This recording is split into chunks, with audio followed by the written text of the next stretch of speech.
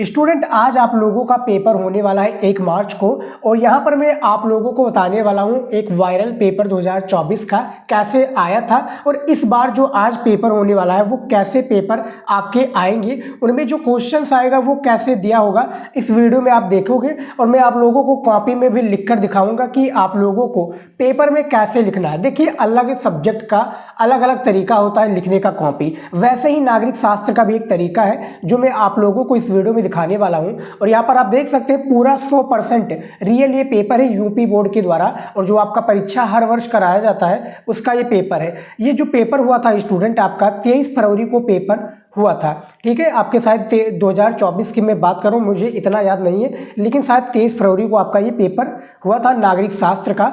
और यहाँ पर आप देख सकते हैं पूरा पेपर कोड भी दिया हुआ है और ये रियल पेपर है स्टूडेंट, ठीक है। यहाँ पर आप देख सकते हैं, मैं क्वेश्चंस भी आपको दिखाऊंगा और यूपी बोर्ड के द्वारा जो आज आपका पेपर होने वाला है वो भी रियल रहेगा। तो आप इस वीडियो में जानोगे कि कैसे क्वेश्चंस रहेंगे, पेपर में कैसे क्वेश्चंस आते हैं। और देखिए, सिलेबस की मैं बात करूं स्टूडेंट तो आपका सिलेबस जो है चेंज हुआ है, ठीक है। 2023 में सिलेबस चेंज हुआ था, लेकिन 2024 में सिलेबस चेंज नहीं हुआ है। जो 2024 का है वो 2025 में भी वही आपका दिया हुआ है।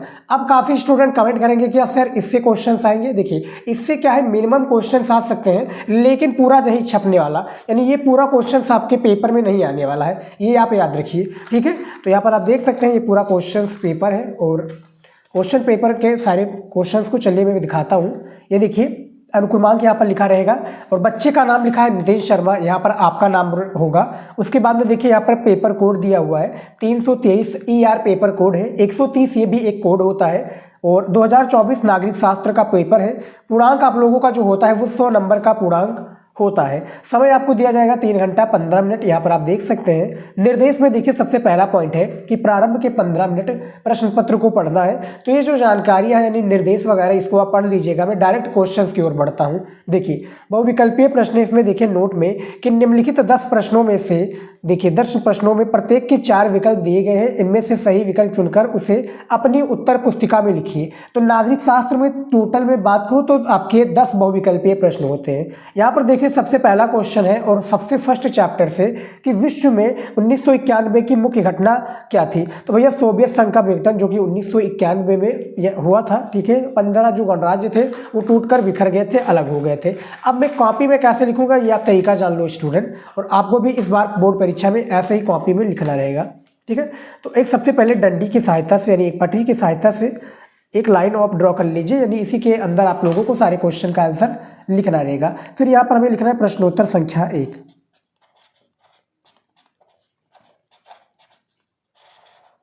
मैंने काले पेन से काले स्केच से लिखा है, आप लोग काले पेन का भी उपयोग कर सकते हैं, ठीक है। तो प्रश्नोत्तर संख्या 1 और नीचे पटरी की सहायता से हमें क्या करना है, हमें इसको अंडरलाइन कर देना है, ठीक है, ताकि दिखने में जो हेडिंग है हमारा अच्छा दिखे, प्यारा दिखे। तो इसको अंडरलाइन कर दिया। पहला जो क्वेश्चन था ये देखिए कि विश्व में 1991 की मुख्य घटना क्या थी। तो इनमें से आपका जो घ वाला ऑप्शन है सोवियत संघ का विघटन, ये राइट आंसर हो जाएगा। तो इसको हम डायरेक्ट लिखेंगे यहाँ पर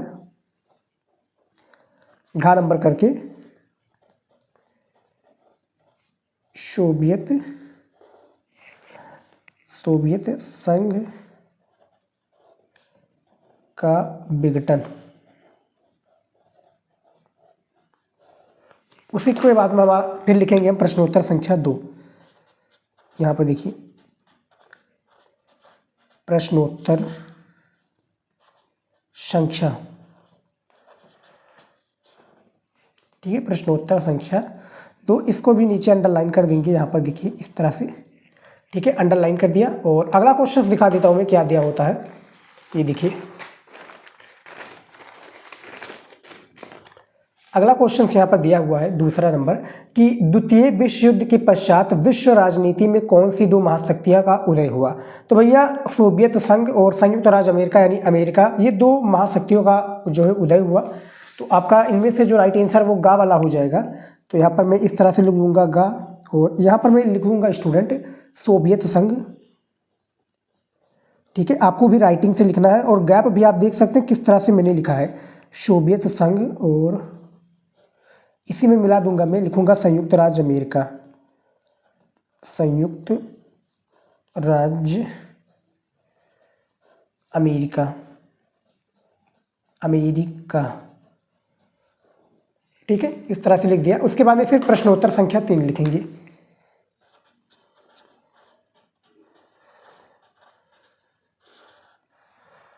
प्रश्नोत्तर संख्या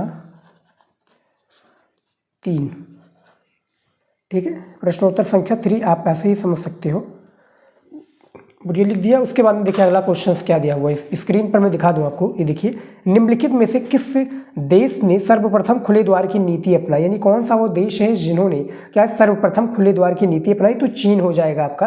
तीसरे का वाला ऑप्शन बिल्कुल सही हो जाएगा, चीन। यहाँ पर मैं लिख देता हूँ चीन, ठीक है। उसके बाद में देखिए अगला क्वेश्चन कि निम्नलिखित में कौन सा देश दक्षिण एशिया का अंग नहीं है, तो ये भी चीन हो जाएगा, गा वाला। तो यहाँ पर मैं लिख देता हूँ प्रश्नोत्तर संख्या पहले 4।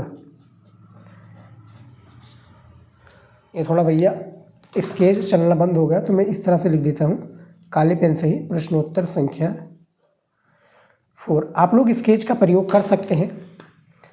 और आप देखिए प्रश्नोत्तर मैंने लिखा है संख्या और 4 लिख दिया है, ठीक है। अब हमें क्या लिखना है यहाँ पर, गा करके देखिए इस तरह से गा लिखेंगे और यहाँ पर भी लिख देंगे चीन, ठीक है। ऐसे ही आप लोगों को लिखना है। और टोटल यानी जो 10 बहुविकल्पीय प्रश्न होता है, टोटल जो 10 बहुविकल्पीय प्रश्न होता है, ऐसे ही आप लोगों को आंसर देना होगा।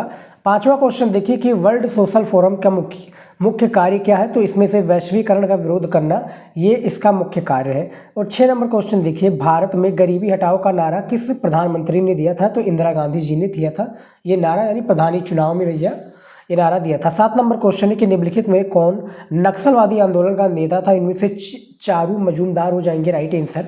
उसके बाद में देखिए अगला क्वेश्चन 8 नंबर, राज्य पुनर्गठन अधिनियम कब पास हुआ, तो 1956 में पास हुआ, ठीक है, राज्य पुनर्गठन अधिनियम।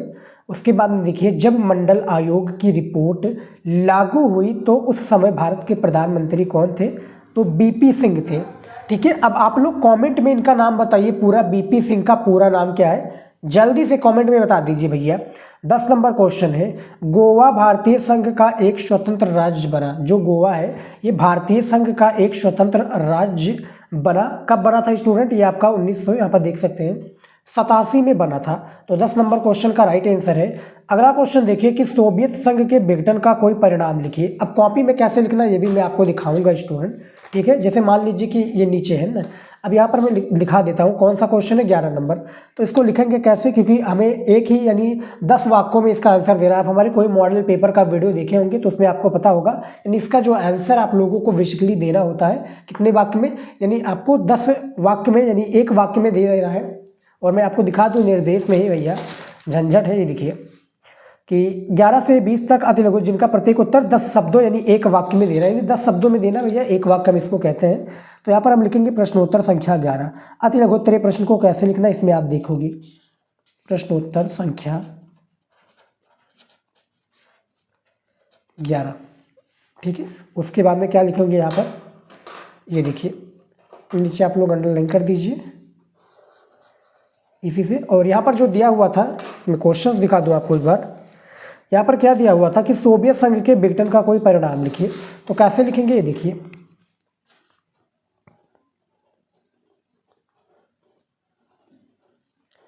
सोवियत संघ के विघटन का परिणाम के विघटन, ठीक है, सोवियत संघ के विघटन के परिणाम स्वरूप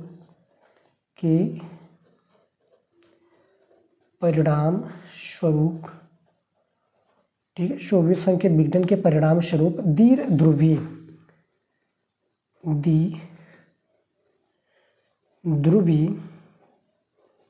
ठीक है, द्विध्रुवीय व्यवस्था, एक ध्रुवीय व्यवस्था में, द्विध्रुवीय व्यवस्था एक ध्रुवीय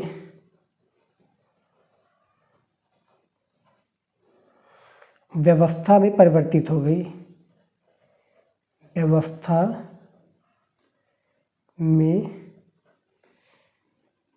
परिवर्तित हो गई, ठीक है। तो इस तरह से पूरा कॉन्सेप्ट क्लियर हो जाएगा आपका। उसके बाद में देखिए अगला क्वेश्चन दिया हुआ है 12 नंबर की, ऐसा कोई एक कारण लिखिए जिसने पर्यावरण के मुद्दों को वैश्विक राजनीति की चिंता बना दी है।